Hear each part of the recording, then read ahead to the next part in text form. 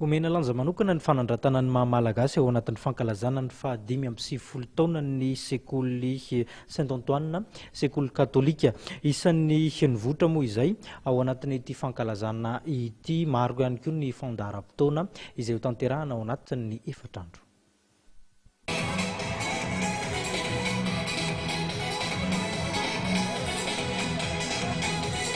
Nankalaza ny fa-5 taonan'ny isiny ny sekoly katolika St Antoine ary tao anatin'izany ihany koa ny fankalazana ny iray volan'ny maha malagasy.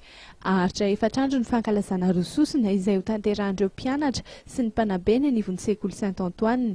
Hetsika maro araka izany no tanterahina. Ny andron'ny maha malagasy eto amin'ny St Antoine dia fanao isan-taona efa natao hatramin'izay angamba efa naharitra hatrany amin'ny 20 taona no nentomboana.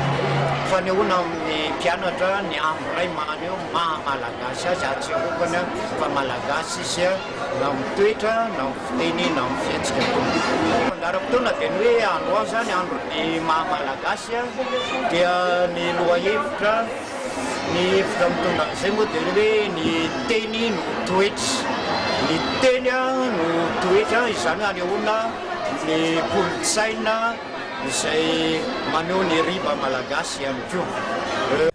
Efa mahatratra manarivony ankehitriny ny isan'ireo ankizy izay mandrato ny fianarana eny anivon'ny sekoly St Antoine.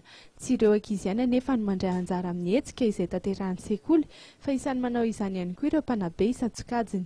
Amin'ny asabotsy izao dia Hefarana amin'ny hetsika ara-panatanjahantena ny fankalazana ny fa-5 taonan'ny isian'ny sekoly.